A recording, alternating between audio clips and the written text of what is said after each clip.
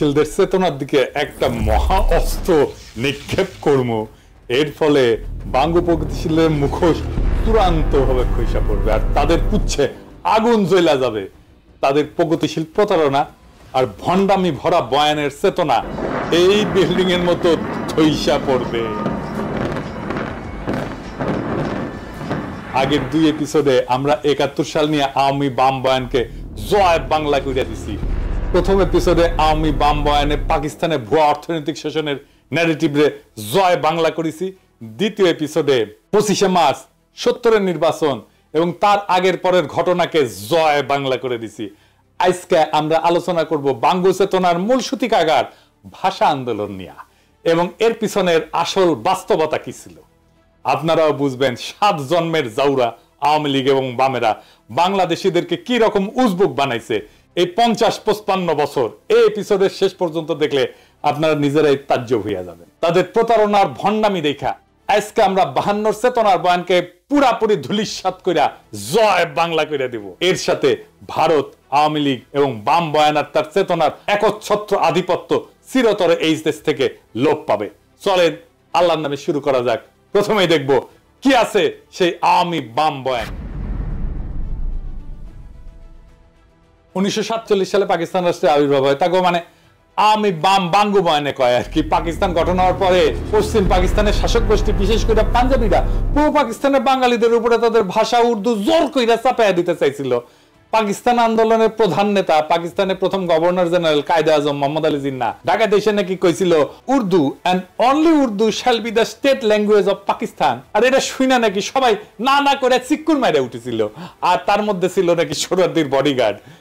জিন্নাহ এই বক্তৃতা দেয় দুই জায়গায়। ২১শে মার্চ রমনা রেস করছে বিশাল জনসভায় এবং সেই বক্তব্য কোনো প্রতিবাদ হয় নাই, বরং উচ্ছ্বসিত হয়েছিল জনগণ। উনি কইছিলেন ইংরেজিতে কইছিলেন, কি কইছিলেন নিজেরাই শুনেন। Leave no doubt that the state language of Pakistan is going to be Urdu and no other language.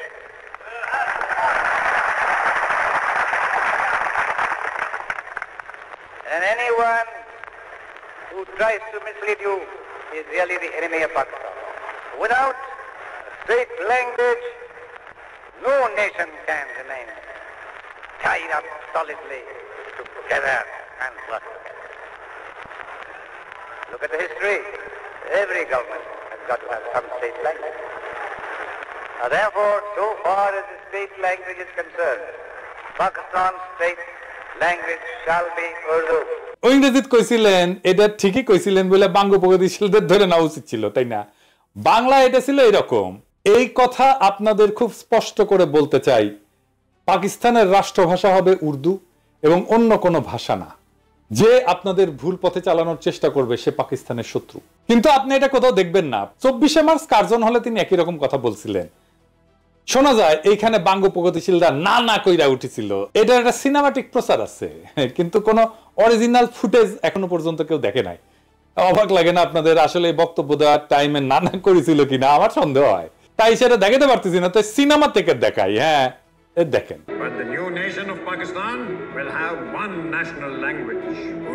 এখন বাঙ্গু প্রগতিশীলরা কি কয়, কেন উর্দুকে পাকিস্তানের রাষ্ট্রভাষা করতে চাইছিল? তারা বলে বাঙালিরা যেন চিরকাল পাঞ্জাবিদের অধীনে থাকে, এর ফলে নাকি তাদের শোষণ করতে সুবিধা হবে। পাকিস্তানের শোষণের বয়ান আগের ভিডিও জয় বাংলা করেছি না এটা। এছাড়া তারা কয় যে এটা হলো চাকরি শিক্ষা সব জায়গায় বাঙালিরা পিছায় পড়বে। সবচেয়ে ভয়াবহ ব্যাপার যেটা হবে সেটা হইতেছে বাঙালিরা নাকি নিজেদের মাতৃভাষা ভুলে যাবে। সে ভাষায় কথা বলতে পারবে না, মায়ের কোলে বসে ছড়া শুনতে পারবে না। আর এই বয়ান নিয়ে বাঙ্গু প্রগতিশীলরা অনেকগুলো গান লিখেছে, তার মধ্যে অন্যতম বিখ্যাত গান হইতেছে ওরা আমার মুখের ভাষা কাইরা নিতে চায়, তারা কথায় কথায় শিকল পরায় মোদের হাতে পায়। কি অদ্ভুত একটা গান। প্রত্যেক ২১শে ফেব্রুয়ারিতে বিভিন্ন জায়গায় স্কুল কলেজে সাংস্কৃতিক প্রোগ্রামে গান বাজানো হয়। এই গান হইতেছে প্রগতিশীলদের কাছে অনেকটা সোহরাওয়ার্দীর বডিগার্ডের ৭ই মার্চের ভাষণের মতো। এই গান না বাজাইলে তাদের চেতনা পরিপূর্ণ হয় না। এবার আসেন এই গান আমরা বিশ্লেষণ করি, একে একে চোখে আঙুল দিয়ে দেখাই দিই। পুরা বাঙ্গু বয়ানকে জয় বাংলা করবো আজকে ইনশাল্লাহ। সবার প্রথমে যে কথা উঠে আসে সেটা হইলো ওরা আমার মুখের ভাষা কাইরা নিতে চায়। এটা তো সম্পূর্ণ মিথ্যা বানাওয়াটমূলক একটা অপপ্রচার। এখানে ওরা বলতে পশ্চিমা শাসক গোষ্ঠী অথবা পাঞ্জাবিদেরকে বোঝানো হয়েছে, তাই না? প্রথম পয়েন্ট হইতেছে কায়েদ আজম জিন্না যে ঘোষণা দিছিলেন সেটা হইতেছে পাকিস্তানের সংবিধানে অফিসিয়াল ভাষা বা স্টেট ল্যাঙ্গুয়েজ কি হবে, রাষ্ট্রভাষা কি হবে, রাষ্ট্রভাষা কি হবে। কারণ মাতৃভাষা নিয়ে সে ভাষণে কোনো আলোচনা হয় নাই, তাই না? মাতৃভাষার অফিসিয়াল ল্যাঙ্গুয়েজ দুইটা ভিন্ন জিনিস। জিন্না এবং পাকিস্তানের আবির্ভাবে মুখ্য ভূমিকা পালনকারী দল মুসলিম লীগ উর্দুকে পাকিস্তানের অফিসিয়াল ল্যাঙ্গুয়েজ, স্টেট ল্যাঙ্গুয়েজ আর আন্তঃপ্রদেশ যোগাযোগকারী ভাষা, যেটাকে ইংরেজিতে লিঙ্গুয়া ফ্রাঙ্কা বলে, সেটা করার সিদ্ধান্ত নিয়েছিল। এবং এই সিদ্ধান্ত যখন না হয়েছিল তখন মুসলিম লীগ করে শেখ মুজিব নিজেও। কেন উর্দুকে লিঙ্গুয়া ফ্রাঙ্কা আর অফিসিয়াল ল্যাঙ্গুয়েজ করার সিদ্ধান্ত নেয় সে আলাপে পরে আসতেছি, তবে আগে দেখি অফিসিয়াল বা স্টেট ল্যাঙ্গুয়েজ কি। অফিসিয়াল ল্যাঙ্গুয়েজ হলো একটা রাষ্ট্রের সরকারি দপ্তরে, আদালতে যে নথিপত্র, কাগজ, রাষ্ট্রীয় আর্কাইভ, চিঠি লেখা আর সংরক্ষণ করা হয় সেইটাকে রাষ্ট্রের অফিসিয়াল বা স্টেট ল্যাঙ্গুয়েজ বলে। আর লিঙ্গুয়া ফ্রাঙ্কা কাকে বলে? লিঙ্গুয়া ফ্রাঙ্কা হইতেছে দেশের বিভিন্ন ভাষাভাষী মানুষের মধ্যে যোগাযোগের কমন মাধ্যম বা মিডিয়াম। একটা দেশে বিভিন্ন ভাষার মানুষ বাস করতে পারে, যেমন ধরেন সোভিয়েত ইউনিয়ন, বহু জাতি বাস করত, Russian, Ukrainian, Georgian, Armenian, Kazakh, Tajik, Bashkir, Turkmen, Latvian, এরকম 15টা ভাষা গোষ্ঠী ছিল, বড় বড় ভাষা গোষ্ঠী। এর প্রত্যেকটা এখন আলাদা আলাদা দেশ হয়ে গেছে এবং আরো শত শত ক্ষুদ্র ভাষা গোষ্ঠীর মানুষ ছিল সোভিয়েত ইউনিয়নে। তো এদের মধ্যে লিঙ্গুয়া ফ্রাঙ্কা ছিল রাশিয়ান, আর সোভিয়েত ইউনিয়নের অফিসিয়াল ভাষাও ছিল রাশিয়ান। তো বাঙ্গ প্রগতিশীলদের ভারত মাতা তো এক গাদা জাতিগোষ্ঠী আছে না, তো ভারত মাতার ব্যাপারে আসতেছি। কারণ আসল কথা হইতেছে অফিসিয়াল ল্যাঙ্গুয়েজের সাথে নিজের মাতৃভাষা, একটা এলাকার কথ্য ভাষা বিলুপ্ত হয়ে যাওয়ার কোনো সম্পর্কই নাই, থাকতে পারে না। এটা খুব অদ্ভুত এবং স্থূল একটা দাবি, নিতান্তই হাস্যকর। কিরকম হাস্যকর দেখবেন, আমাকে বাংলাদেশের উদাহরণ দিয়ে শুরু করি।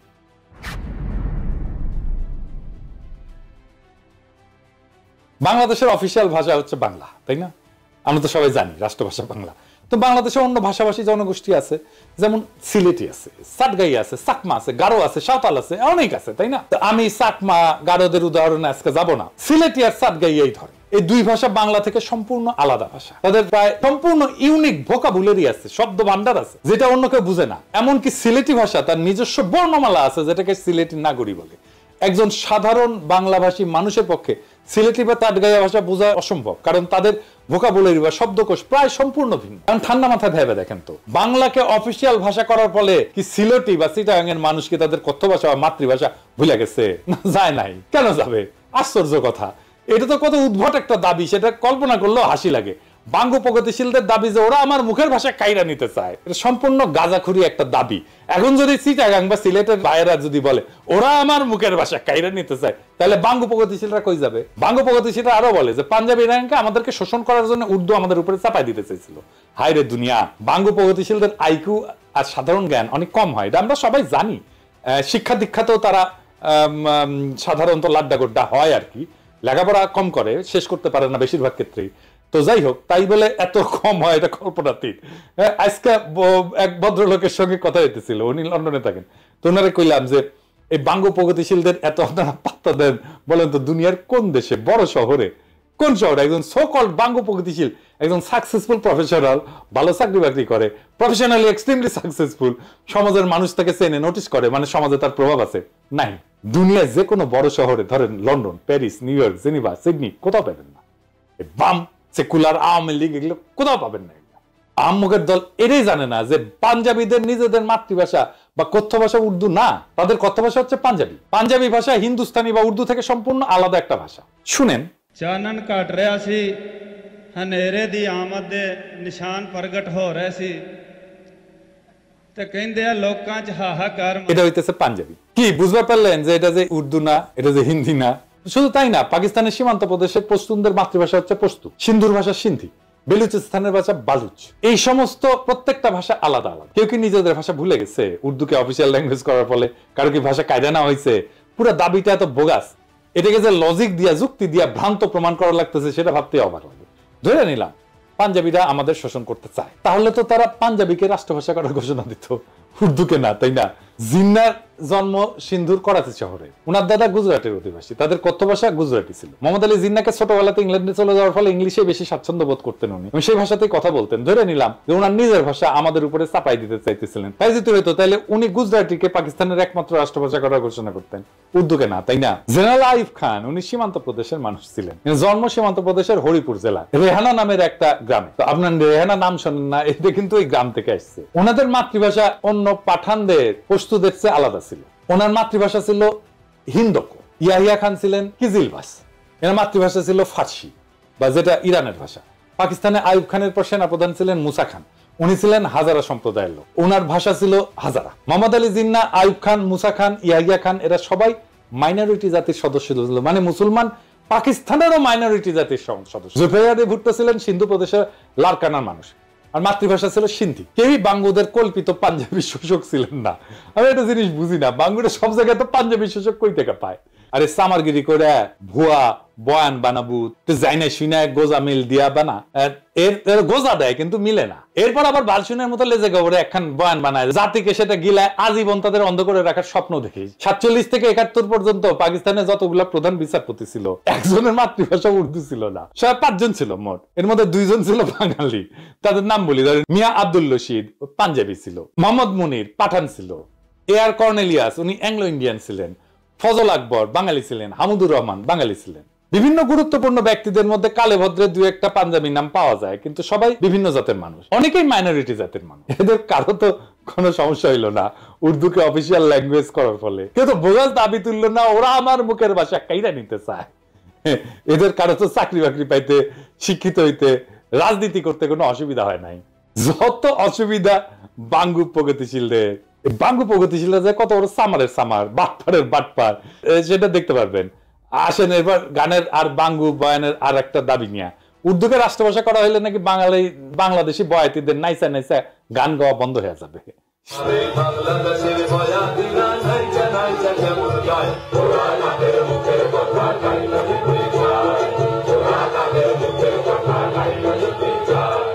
শুধু তাই না, সোহরাওয়ার্দীর বডিগার্ড তার বইতে কি লিখেছে, গায়ক আব্বাসউদ্দিন তারে কি কয় দেখেন। উনি লিখেছেন, তিনি সন্ধ্যায় চলে যাওয়ার পর গানের আসর বসলো। আব্বাসউদ্দিন সাহেব, সোহরাব হোসেন ও বেদারউদ্দিন সাহেব গান গাইলেন। অধিক রাত পর্যন্ত আসর চললো। আব্বাসউদ্দিন সাহেব এবং আমরা রাতে রফিক সাহেবের বাড়িতে রইলাম। রফিক সাহেবের ভাইরাও সকলে ভালো গায়ক, হাসনাত বরকত ভালো গানই গাইতো। এরা আমার ছোট ভাইয়ের মতো ছিল, আমার সাথে জেলও খাটিছে। পরের দিন নৌকায় আমরা রওনা করলাম আশুগঞ্জ স্টেশনের স্ট্যান্ড ধরতে। পথে গান চললো, নদীতে বসে আব্বাসউদ্দিন সাহেবের ভাটিয়ালি গান। তাদের নিজের গলা না শুনলে জীবনের একটা দিক অপূর্ণ থেকে যেত। তিনি যখন আস্তে আস্তে গাইতেছিলেন তখন মনে হচ্ছিল নদীর ঢেউগুলোও যেন তার গান শুনতেছে। তারই শিষ্য সোহরাব হোসেন এবং বেদারউদ্দিন তার নাম কিছুটা রেখেছিলেন। আমি আব্বাসউদ্দিন সাহেবের একজন ভক্ত হয়ে পড়েছিলাম। তিনি আমাকে বলছিলেন, মুজিব, বাংলা ভাষার বিরুদ্ধে বিরাট ষড়যন্ত্র চলতেছে। বাংলা রাষ্ট্রভাষা না হইলে বাংলার কৃষ্টি সভ্যতা সব শেষ হয়ে যাবে। আজ যে গানকে তুমি ভালোবাসো, এর মাধুর্য মর্যাদা নষ্ট হয়ে যাবে। যা কিছু হোক, বাংলাকে রাষ্ট্রভাষা করতেই হবে। আমি কথা দিয়েছিলাম এবং কথা রাখতে চেষ্টা করেছিলাম। কি আজগুবি এক দাবি। বাংলা অফিসিয়াল না হইলে নাকি বাংলার কৃষ্টি সভ্যতা সব শেষ হয়ে যাবে, গানের মাধুর্য মর্যাদা নাকি গোল্লায় যাবে। উজবুকের দল সম্পূর্ণ ডাহা মন গড়া এই সমস্ত দাবি তুলছে। 47-এর আগ পর্যন্ত ইংরেজ আমলে আমাদের অফিসিয়াল ভাষা কি ছিল? কি ছিল? ইংরেজি। তো হ্যাঁ, ইংরেজি। আবার কইতেছি ইংরেজি। তখন কি ইংরেজি আমলে বাংলার বয়াতিরা নাইসা নাইসা গান গাওয়া ভুলে গেছিল? 200 বছরের বেশি তো শাসন করেছিল, তাই না? তো এই 200 বছরে কি গান গাওয়া ভুলে গেছিল? ইংরেজ আমলে বয়াতিরা নাইসা নাইসা গান করে নাই? তখন কি আব্বাসউদ্দিনের বয়ান মতে বাংলার কৃষ্টি সভ্যতা সব শেষ হয়ে গেছিল? তখন কি বাংলা গানের মাধুর্য মর্যাদা গোল্লায় গেছিল? বাংলা সাহিত্য সবচেয়ে বেশি প্রসার লাভ করেছিল কখন? ইংরেজ আমলে। বাংলা ভাষার সৃষ্টি হয়েছে ইংরেজ আমলে। আধুনিক বাংলা ভাষা যেটা আমরা বলি, বিশেষ করে বাংলা গদ্য সাহিত্যের সৃষ্টি হয়েছে ইংরেজ আমলে। পদ্য সাহিত্যে যা প্রসার ঘটছে তার সিংহভাগ ইংরেজ আমলে। বিভিন্ন বাংলা পত্র পত্রিকা, মাসিক সাহিত্য পত্রিকা সব ইংরেজ আমলে শুরু হয়েছিল। 1800 সালে কলকাতাতে ইংরেজদের ফোর্ট উইলিয়াম কলেজ প্রতিষ্ঠার পরে বাংলা সাহিত্য সৃষ্টি এবং প্রসার লাভ করা শুরু করে। বাংলা সাহিত্য এবং কালচার যারা সৃষ্টি এবং ডিফাইন করছে, রাজা রামমোহন রায়, ঈশ্বরচন্দ্র বিদ্যাসাগর, মাইকেল মধুসূদন দত্ত, বঙ্কিম, শরৎ, রবীন্দ্রনাথ, নবীন চন্দ্র সেন, সব কয়টা ইংরেজ আমলের মানুষ। ইংরেজ আমলে ইংরেজি অফিসিয়াল ভাষা নিয়ে তাদের তো বাংলা সাহিত্য চর্চার বিকাশে কোনো বাধা সৃষ্টি হয় নাই। আর 47 সালে পাকিস্তান তৈরির পর আব্বাসউদ্দিন, আব্দুল লতিফ এগো চেতনার চোদন জায়গায় উঠলো। 47-এর আগে আব্বাসউদ্দিন লতিফেরা গান করে নাই, ওদের কাছে গানের মাধুর্য তখন গোল্লায় যায় নাই। পাকিস্তান উর্দুকে অফিসিয়াল ভাষা করতে গেল চেতনা জায়গায় উঠলো। উর্দুর ইতিহাস নিয়ে একটু পরে আসতেছি। এদের দাবি যে কত শয়তানি আর ষড়যন্ত্র ভরা সেটা আস্তে আস্তে টের পাবেন।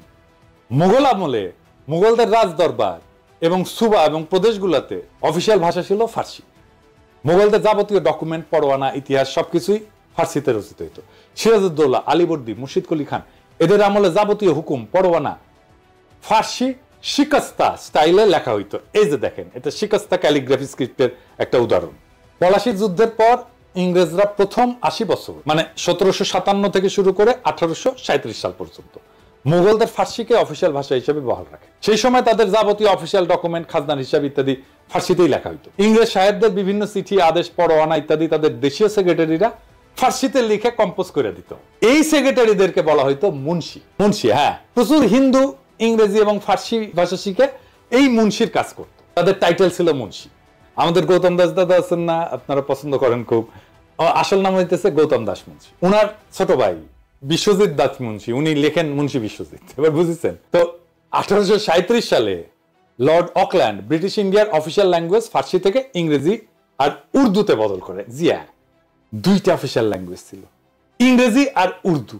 ইংরেজ আমলে 1837 সাল থেকে ব্রিটিশ ভারতে ইংরেজির পাশাপাশি উর্দু ছিল অফিসিয়াল ভাষা। 47 সাল পর্যন্ত এই সিস্টেম বহাল থাকে।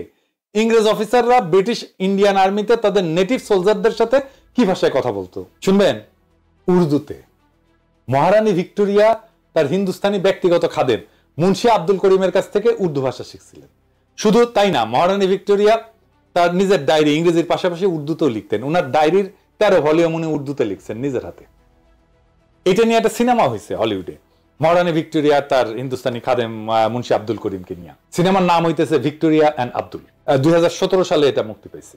তো মহারানী ভিক্টোরিয়ার চরিত্রে অভিনয় করছেন জুডি ভেন্স, আর আলী ফজল অভিনয় করছে আব্দুল করিম চরিত্রে। কাজেই ইংরেজ আমলে 47 পর্যন্ত রবীন্দ্রনাথ, শরৎ, বঙ্কিম, ঈশ্বরচন্দ্র এরা সাহিত্য চর্চা করতে পারবে, কাব্য রচনা করতে পারবে, মাসিক পত্রিকা ব্যয় করতে পারবে, বাংলাদেশের বয়াতিরা নাইচা নাইচা গান গাইতে পারবে, তাতে কোনো অসঙ্গতি নাই। কিন্তু 47 সালে পাকিস্তান হওয়ার পর পাকিস্তানের অফিসিয়াল ভাষা উর্দু করতে গেলে বাঙ্গ প্রগতিশীলদের পাছায় আগুন ধরে গেল। এবার গানের অন্য অংশে আসি।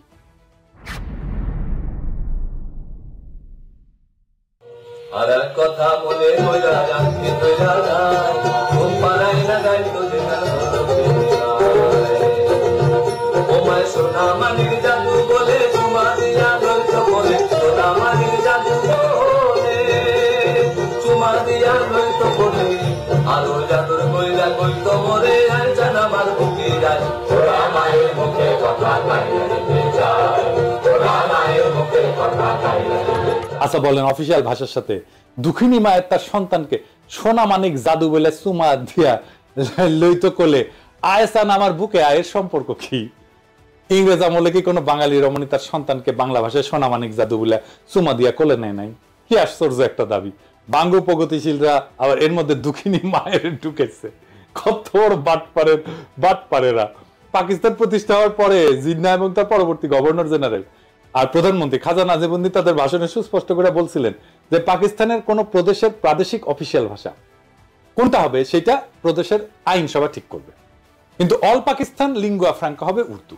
আগেই বলছি পাকিস্তানে বহু ভাষার মানুষ বাস করত, পাঞ্জাবি, বাঙালি, পাঠান, বালুচ, হাজরা, সিন্ধি, কিজিলবাস। এদের সবার আন্তঃযোগাযোগ বা ইন্টার কমিউনিকেশনের জন্য উর্দু ছিল সবচেয়ে মোক্ষম ভাষা, কারণ এরা সবাই উর্দু জানতো। মানে ধরেন হাজরা সম্প্রদায়ের মানুষ বাংলা জানে না তো, বেলুচরা বাংলা জানে না তো, তাহলে রাষ্ট্রভাষা যদি বাংলা করে তাহলে কেমনে হবে বলেন তো? উর্দু শব্দটা আসছে তুর্কি ভাষা থেকে।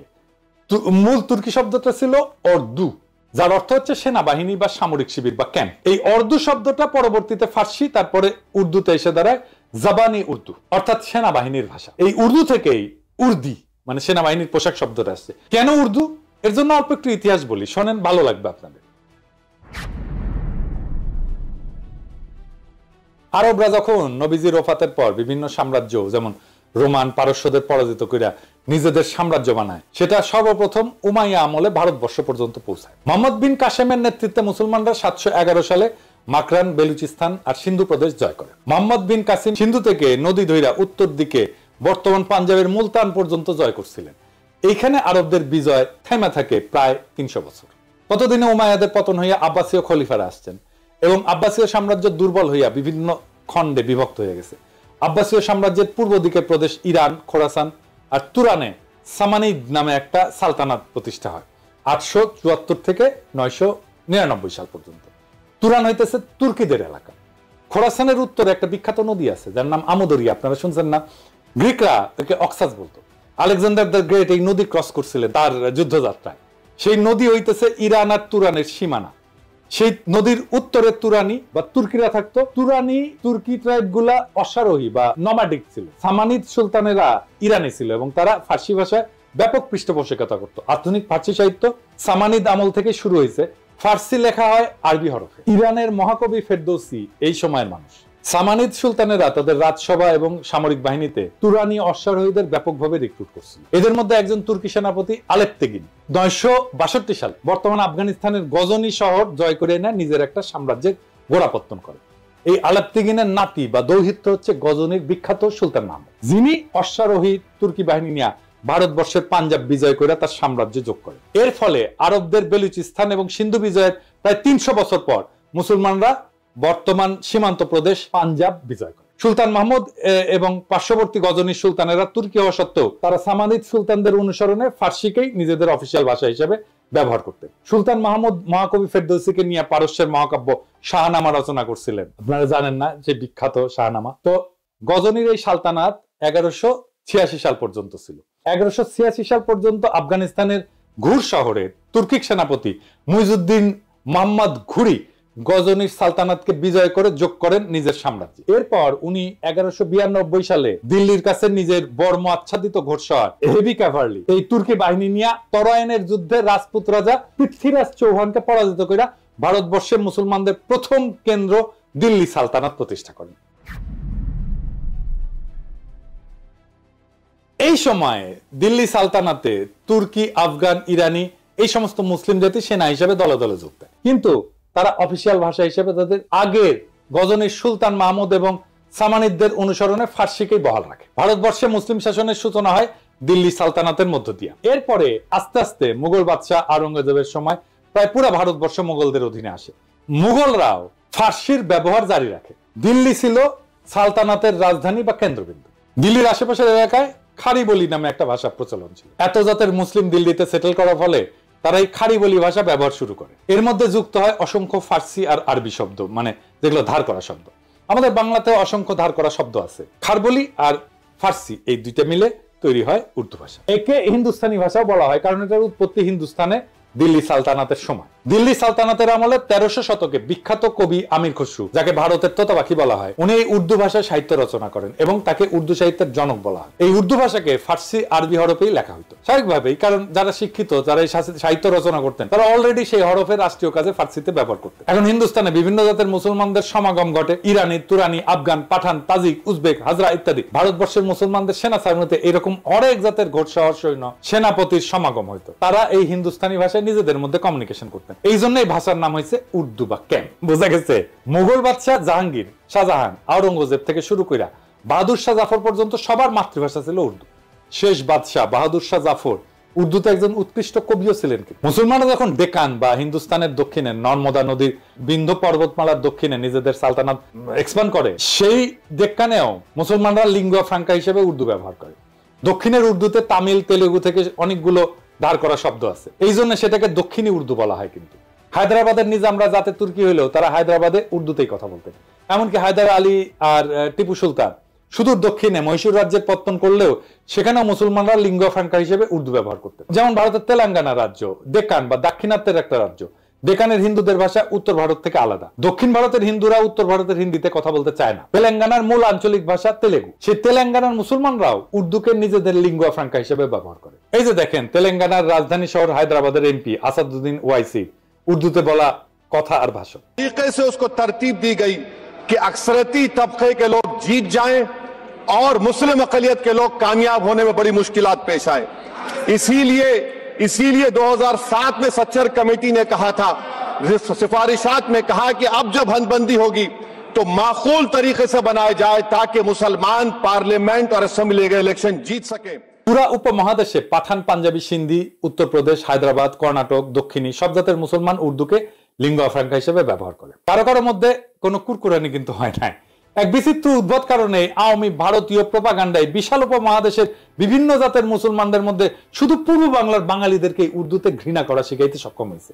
কিন্তু হিন্দু আর্যদের সংস্কৃত ভাষা থেকে শব্দ নিয়ে উর্দু ভাষাকে হিন্দিতে রূপান্তর করার পর সেই হিন্দিকে আবার এইসব বাঙ্গ প্রগতিশীলদের কাছে জনপ্রিয় করছে। এই দেখেন আমগের ট্যাঙ্ক ড্যান্সার আজকাল পুলিশের ভ্যানে লাথি গুতা খাওয়া আসানুল্লাহ কিনু ক্যাঙ্গে করে হিন্দি করছে, শুনেন। 71 सन का मुक्ति युद्ध में पाकिस्तान हमका विरुद्ध था एवं पाकिस्तान में हमका साथ लड़ाई किया था। उस टाइम से जमाती इस्लामी एक आतंकवादी संगठन था जो मानुष को, आदमी को मार दिया, नारी को मार दिया। वो संगठन पाकिस्तान बैक करता है एवं वो संगठन का जो आदमी मारा था उसका लिए विचार कर रहा है, फांसी भी हो गया।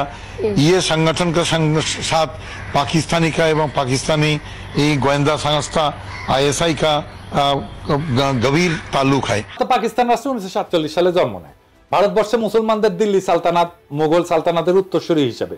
স্বাভাবিকভাবেই মুসলিম সালতানাতের হেরিটেজ হিসেবে উর্দুকে পাকিস্তানের বহু ভাষাভাষী মানুষের মধ্যে লিঙ্গুয়া ফ্রাঙ্কা আর অফিসিয়াল ল্যাঙ্গুয়েজ হিসেবে নির্ধারণ করা হবে। এটা খুব স্বাভাবিক। ভারতবর্ষে মুসলমানদের সালতানাতের ইতিহাসের সাথে যারা পরিচিত তাদের কাছে এটাই ন্যাচারাল।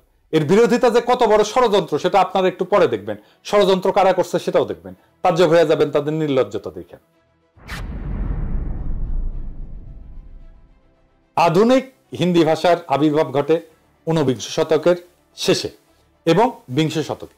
অনেক হিন্দু উর্দু ভাষার কিছু ফার্সি, আরবি ভোকাবুলারি আর ফার্সি হরফে নারাজ হয়। তারা এজিটেশন শুরু করে। উর্দু বা হিন্দুস্তানি ভাষাকে দেবনাগরী হরফে লেখার জন্য ভোকাবুলারিতে আরবি, ফার্সির বদলে সংস্কৃত থেকে ধার করা শব্দ নিয়ে রিপ্লেস করা শুরু করে।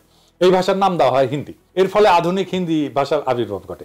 হিন্দু ভারতে শুধুমাত্র হিন্দিকে এই লিঙ্গুয়া ফ্রাঙ্কা বা অনলি ন্যাশনাল ল্যাঙ্গুয়েজ হিসেবে, কেন্দ্রে অফিসিয়াল ল্যাঙ্গুয়েজ হিসেবে গণ্য করা হয়। ভারতের রাজ্য পর্যায়ে বিভিন্ন ভাষা ওই রাজ্যে অফিসিয়াল কাজে ব্যবহার করা হয়। পাকিস্তানে যে প্রস্তাব জিন্না করছিল এবং খাজা নাজিমুদ্দিন উভয় দিছিলেন, আগেই বলছি আপনাদেরকে, এটা আমার কথা না, এক এক করে আপনাদের রেফারেন্স দেখাচ্ছি। ভারতের সংবিধানে আর্টিকেল 343 দেখেন, স্পষ্ট ভাষায় লেখা আছে official language of the union shall be Hindi in Devanagari script. সাথে কিছুদিনের জন্য ইংরেজিকে রাখছে, যতদিন না মানুষ হিন্দি শেখে। সারা ভারতে সেটা প্রচলিত হয়।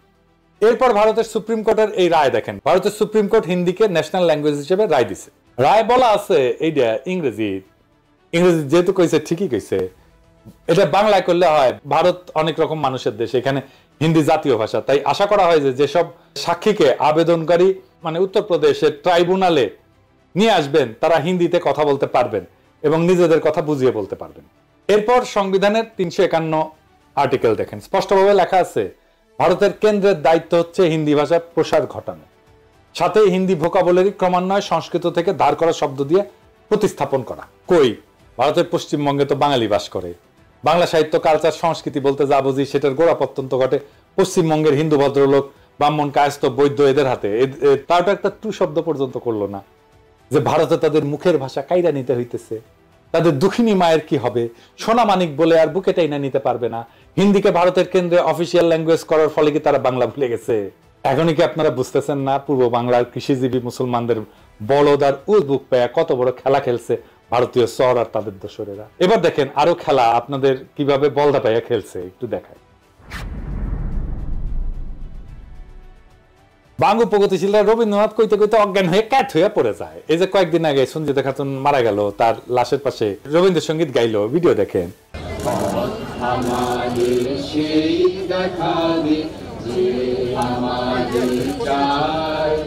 আমি অভয় মনে ছাড়ব তোরি, এই শুধু মোর দান।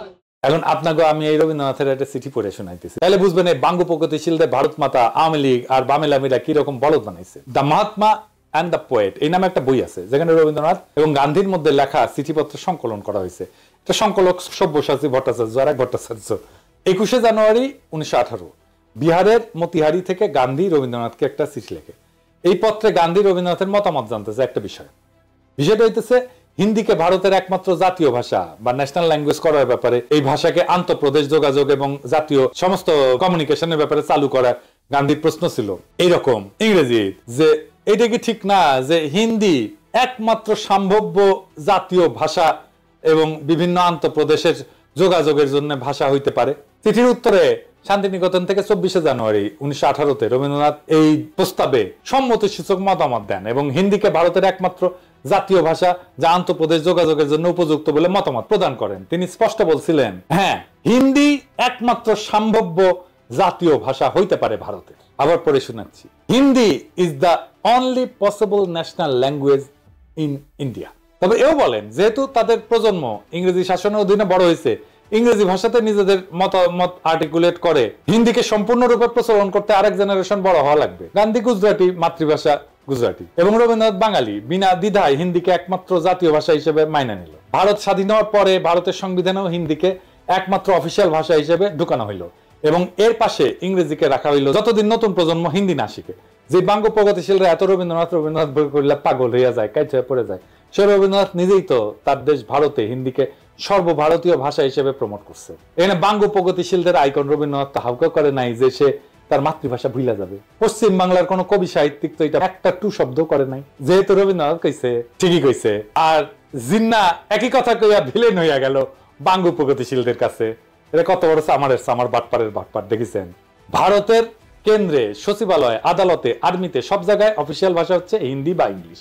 সব ফাইলপত্র, যোগাযোগ, চিঠি আদান প্রদান হিন্দি অথবা ইংলিশে করা লাগে। ভারতের পার্লামেন্টে কথা বলতে গেলে হিন্দি বা ইংলিশ ব্যবহার করতে হয়। পার্লামেন্টের মেম্বার, রাজনীতিবিদ যদি বকলম বা মূর্খ হয় তাহলে স্পিকারের বিশেষ অনুমতি নিয়ে অন্য ভাষায় বক্তৃতা দিতে পারে, যদিও সেই বক্তব্য কেউ শুনে না। এই যে দেখেন, পশ্চিমবঙ্গের লোকসভার একজন সদস্য অভিষেক ব্যানার্জি ডায়মন্ড হারবার 24 পরগনা আসনের এমপি, লোকসভায় হিন্দিতে কথা হচ্ছে। দেখেন, खबर रखिए और कुर्सी का पीटी बांध लीजिए, मौसम बिगड़ने वाला है। आप डायरेक्शन देंगी ये मुझे?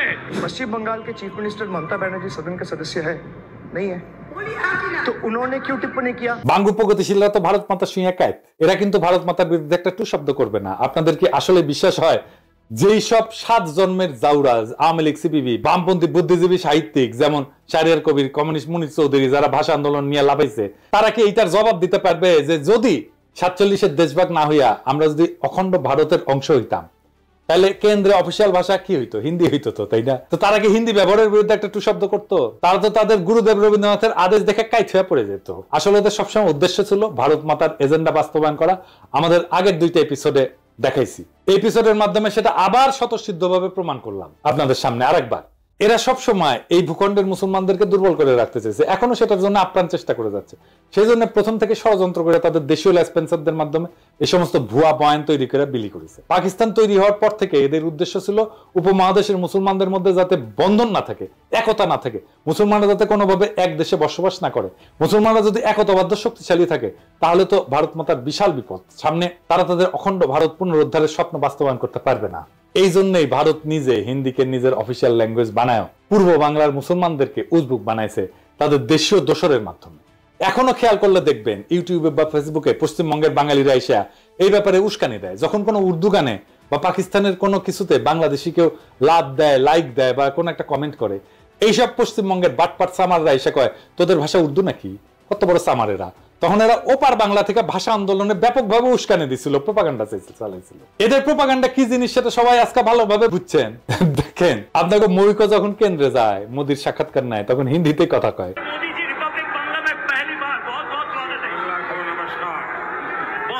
शुक्रिया आपको मोदी जी। मोदी जी, ये जो पूरा जो माहौल है, हजारों में लोग यहाँ पे आए हैं, क्या कुछ नहीं हुआ? ये प्रोग्राम को बंद करने के लिए लोगों को रोका गया, 144, 144 इशू किया गया, बहुत सारे जगहों पे रोक नहीं पाए। ममता बनर्जी को मोदी से इतना डर क्यों है? পশ্চিমবঙ্গের হিন্দু বাঙালিদের কাছে এটা কিন্তু কোনো আপত্তির বিষয় না, কিন্তু মুসলমানরা উর্দু কইলে তাদের হোগা জ্বলে যায়, তাদের হোগায় আগুন জ্বলে ওঠে দাউ দাউ করে। এইবার আসি ষড়যন্ত্রের অন্তিম পর্যায়ে। 52 সালের 21শে ফেব্রুয়ারির ঘটনা। 21শে ফেব্রুয়ারি নিয়ে যেই বয়ান প্রচলিত তাতে বলা হয় পাকিস্তানি পুলিশ হঠাৎ কইরা বলা নাই কওয়া নাই নিরীহ ছাত্রদের মিছিলে গুলি বর্ষণ করে, যেখানে তারা রাষ্ট্রভাষা বাংলা চাই স্লোগান দিতে দিতে শান্তিপূর্ণ মিছিল করতেছিল।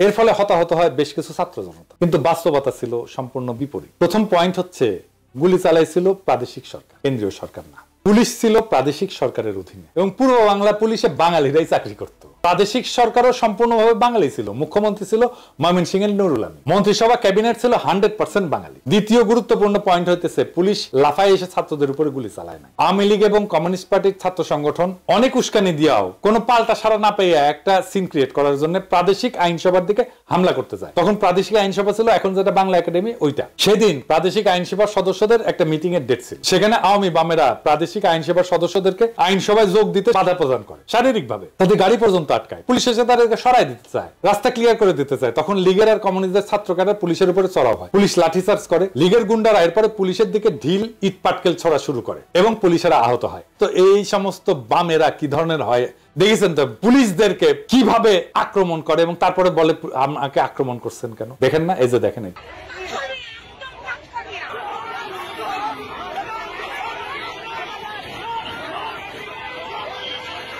তখনকার পুলিশ তো আজকালকার মতো বডি আর্মার, হেলমেট টেলমেট এগুলো ছিল না। পুলিশ খালি হাফ প্যান্ট পরতো, শার্ট আর একটা ক্যাপ পরে থাকে। এই অবস্থায় যদি পুলিশের কপালে লাগে তাই তো মারাত্মক ব্যাপার। এই অবস্থায় পুলিশ পরিস্থিতি নিয়ন্ত্রণে প্রথমে টিয়ার গ্যাস ছোড়ে, এরপর পরিস্থিতি আরো অবনতি ঘটে, লীগ আর বামেরা আরো চড়াও হয়। এইভাবে পরিস্থিতি অবনতি ঘটতে থাকলে পুলিশ সর্বশেষে গুলি চালায়। এই গোলাগুলিতে 4 থেকে 5 জনের মতো নিহত হয়। এই ঘটনার আসল বিবরণ প্রখ্যাত সাহিত্যিক, সাংবাদিক, সেই সময়ে সবচেয়ে বড় পত্রিকা দৈনিক আজাদের সম্পাদক আবুল কালাম শামসুদ্দিনের আত্মজীবনী অতীত দিনের স্মৃতিতে আছে। এই ঘটনাকে বিকৃত করে লীগ আর বামেরা কি অপপ্রচার চালাইছে সেটা আপনারা এখন কল্পনা করেন। আমি আবুল কালাম শামসুদ্দিনের বই থেকে একটু পড়ে শুনি। অবস্থা চরমে উঠল 1952 সালের 21 ফেব্রুয়ারি মোতাবেক 1357 সালের 8ই ফাল্গুন তারিখে। সেদিন ঢাকার স্কুল কলেজগুলিতে হরতাল ঘোষণা করা হয়েছিল এবং এক বিরাট ছাত্র মিছিল আইন পরিষদ ভবনের সম্মুখে যাওয়ার চেষ্টা করেছিল 144 ধারার নিষেধাজ্ঞা অমান্য করে। শোনা যায় পরিষদের অধিবেশনে যোগদানের উদ্দেশ্যে গমনকারী কয়েকজন মোটরাহি পরিষদ সদস্যকে নাকি ছাত্র মিছিলের তরফ থেকে পথে আটকাবার চেষ্টা করা হয়েছিল। এতেই গোলমাল পেকে ওঠে। পুলিশ বাধা দিতে চেষ্টা করে, ছাত্র মিছিলের উপরে পুলিশ নাকি লাঠিচার্জ করে এবং কিছু সংখ্যক বিক্ষোভকারীকে গ্রেপ্তারও করা হয়। ফলে উত্তেজনা আরো বৃদ্ধি পায় এবং জনতার পক্ষ থেকে নাকি পুলিশের উদ্দেশ্যে ঢিল ইত্যাদি ছোড়া হয়। ক্রমে অবস্থা একরূপ আয়ত্তের বাইরে চলে যায়। পুলিশ প্রথমে কাঁদনে গ্যাস এবং পরে বেপরোয়া গুলি বর্ষণ শুরু করে। ফলে জনতার বেশ কিছু সংখ্যক লোক হতাহত হয়। হতাহতের সংখ্যা কি ছিল এবং তাদের মধ্যে ছাত্রই বা কতজন ছিল সে সম্পর্কে নানা ধরনের কথা শোনা গিয়েছিল। সঠিক হিসাব যে কারণেই হোক পাওয়া যায় নাই, পাওয়ার উপায় ছিল না।